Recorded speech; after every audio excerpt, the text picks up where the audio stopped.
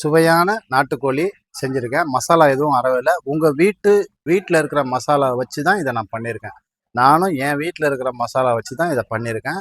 இந்த வீடியோவை முழுமையாக பாருங்கள், ஸ்கிப் பண்ணாமல் பாருங்கள். அப்போ தான் நான் என்ன பண்ணுறேன்றது உங்களுக்கு நல்லா புரியும். இன்றைக்கி நம்ம நாட்டுக்கோழி செட்டிநாடு கிரேவி நம்ம பார்க்க போகிறோம். இது ஒரிஜினல் நாட்டுக்கோழி. இந்த கோழியை நல்லா சுடுதண்ணில் போட்டு அந்த இதெல்லாம் ஸ்கின்னெல்லாம் எடுத்துகிட்டு வாட்டி எடுத்துருக்கோம். மஞ்சத்தூள் போட்டு வாட்டி எடுத்துருக்கோம். இதுக்கப்புறம் நம்ம செய்முறை என்னன்றதை நான் சொல்கிறேன். அனைவருக்கும் வணக்கம். நான் உங்கள் ஆத்தங்குடி செல்வம். இன்றைக்கி நம்ம நாட்டுக்கோழி செட்டிநாடு நாட்டுக்கோழி கிரேவி எப்படி பண்ணுறதுன்னு பார்க்க போகிறோம். 2 டைப் ஆஃப் கோழி இருக்குது. நாட்டுக்கோழி ஒரிஜினல் நாட்டுக்கோழி ஒன்று இருக்குது, இன்னொன்று பண்ணைக்கோழி ஒன்று இருக்குது. அதனால் பார்த்து வாங்க. ஒரிஜினல் நாட்டுக்கோழி கொஞ்சம் வேகிறதுக்கு லேட்டாகும். அது குக்கரில் ஒரு 2 விசில் வைக்கணும். நான் இந்த பண்ணைக்கோழி சீக்கிரமாக வந்துடும். அதனால் உங்களை கடையில் போகும்போது கரெக்டாக கேட்டு வாங்க. நாட்டுக்கோழி ஒரிஜினல் நாட்டுக்கோழினா ஏன்னா விலை கூடவாக இருக்கும், அதனால் கேட்டு வாங்க. பண்ணைக்கோழியில் உள்ள வித்தியாசம் என்னென்னா, அந்த நுனி மூக்கு லைட்டாக வெட்டியிருப்பாங்க. ஏன்னா ஒரு ஒரு கோழியோட ஒன்று கொத்திக்கிட்டு இருக்காதுக்காண்டி, அதனால அதுங்களுக்கு ப்ராப்ளம் வர்றதுக்காண்டி அந்த அடையாளத்துக்கு என்ன பண்ணுவாங்கன்னா, அந்த பண்ணைக்கோழியில் லைட்டாக மூக்கை வெட்டியிருப்பாங்க. இந்த அடையாளத்தை நீங்கள் உன்னிப்பாக கவனிங்க. நாட்டுக்கோழியில் அந்த மாதிரி மூக்கு வெட்ட மாட்டாங்க. இப்போ அந்த மூக்கை வெட்டாமல் கூட இப்போ வருது. அதனால் நமக்கு வித்தியாசம் கண்டுபிடிக்க முடியாது. ஸோ அதனால் ஒன்று கடைக்காரங்கிட்டே தெளிவாக கேட்டுங்க. இந்த ஏஜ் அட்டன் பண்ண பெண்களுக்கு இந்த நாட்டுக்கோழியோட முட்டை கொடுப்பாங்க. நாட்டுக்கோழி முட்டையை குடிக்க சொல்லுவாங்க. நாட்டுக்கோழி குழம்பு வச்சு கொடுப்பாங்க. அப்புறம் குழந்தை பெற்றவங்களுக்கு இந்த நாட்டுக்கோழி ரசம் வச்சு கொடுப்பாங்க. வேக வச்சு ஒரு 2 விசில் வச்சு தண்ணியோடு எடுத்து வச்சுருக்கேன்.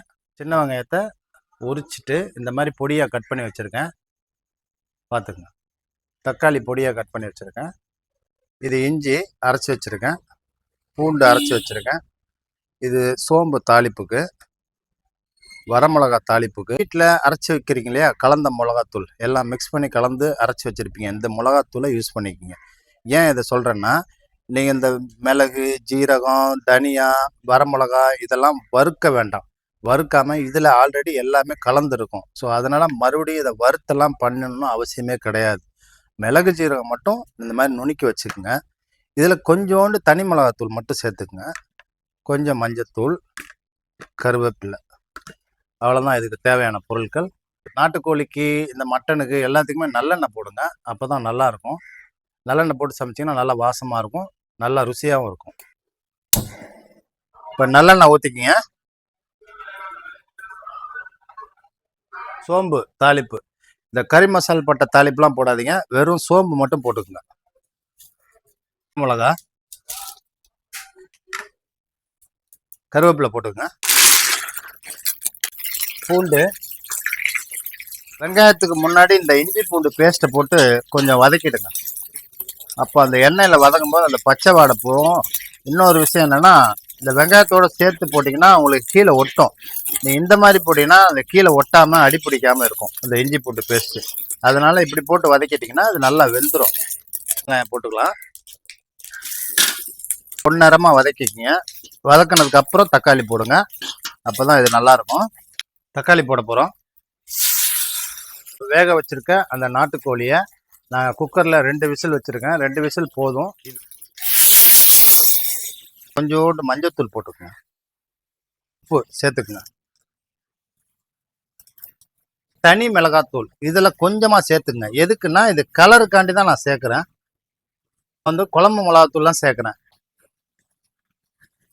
உங்களுக்கு வீட்டுக்கு தகுந்த எத்தனை பேர் இருக்கீங்களோ 4 பேருக்கு தகுந்த மாதிரி ஒரு காரம் ஒரு 2 டீஸ்பூன் போட்டுங்க மிளகாத்தூள். தனியாத்தூள் 1 டீஸ்பூனு, 1.5 டீஸ்பூனு அந்த மாதிரி சேர்த்துக்குங்க. அப்படி போட்டிங்கன்னா குழம்பு நல்லா ருசியாக இருக்கும். உங்களுக்கு காரத்துக்கு தகுந்த மாதிரி தான் சொல்லலாம். ஏன்னா செட்டிநாடு சமையல்னாலே கொஞ்சம் காரம் ஸ்பைசி இருக்கும். ஸோ அதனால நீங்கள் அதுக்கு தகுந்த மாதிரி நீங்கள் இது பண்ணிங்கன்னா உங்களால் வீட்டில் சாப்பிட முடியாது. சில டைம்லாம் ரொம்ப காரமாக இருக்குன்னு சொல்லிடுவாங்க. நான் போடுறதுக்கு இந்த கரண்டியில் போடுற அளவு கரெக்டாக போடுவேன். ஸோ நான் ரெகுலராக பழகுறதுனால நான் அந்த மாதிரி பண்ணுறேன். நீங்கள் பழகாததுனால கொஞ்சம் ஸ்பூன் இருக்கிறதுல 2 ஸ்பூன் போட்டுக்கங்க. உப்பு மட்டும் ஸ்பூனில் போடாமல் கையில் போட்டு பழகிக்கிங்க. ஏன்னா உப்பு கையில் போட்டிங்கன்னா நல்லது. அதோடு இல்லாமல் அளவும் கரெக்டாக வரும். ஸ்பூனில் அந்தளவுக்கு தெளிவாக கிடைக்காது. பாருங்க, நான் மசாலாலாம் எதுவும் சேர்க்கலை, தேங்காய்லாம் சேர்க்கலை. தேங்காய்லாம் சேர்க்காம இந்த பதத்துக்கு வந்துடுச்சு. நான் இதுக்கு தேவையான வெங்காயம் 1/2 கிலோ வெங்காயம் சேர்த்துருக்கேன். சின்ன வெங்காயம் 1/2 கிலோ சேர்த்துருக்கேன். இது ஒரு 1.5 கிலோ, கரெக்டாக 1.5 கிலோ நாட்டுக்கோழி. நாட்டுக்கோழி என்ன இயற்கையான பொருள் சாப்பிடும். கம்பு, சோளம், நெல் இந்த மாதிரி சாப்பிட்டு நல்ல உடம்பு, இந்த எலும்பெல்லாம் அவ்வளோ ஸ்ட்ரென்த்தாக இருக்கும் அதுக்கு. இது நம்மளால் கடிக்க கூட முடியாது. மட்டன் சாப்பிட்ற மாதிரி இருக்கும் எலும்பு, அவ்வளோ ஸ்ட்ராங்காக இருக்கும். மிளகு ஜீரகம் நுணுக்கி வச்சுருக்கோம் பார்த்தீங்களா. நீங்கள் ஆரம்பத்தில் இந்த வதக்கி போடுறதெல்லாம் இல்லாமல் நான் வந்து நுணுக்கி வச்சுருக்கேன், அவ்வளோதான். இது நான் வறுக்கல கொள்ள பச்சையாக தான் நுணுக்கி வச்சுருக்கேன். இதை மேலே லைட்டாக தூவி விட்டுருங்க. உங்களுக்கு தேவையான காரத்துக்கு தகுந்த மாதிரி தூவி விட்டு இப்போ இறக்க வேண்டியது தான்.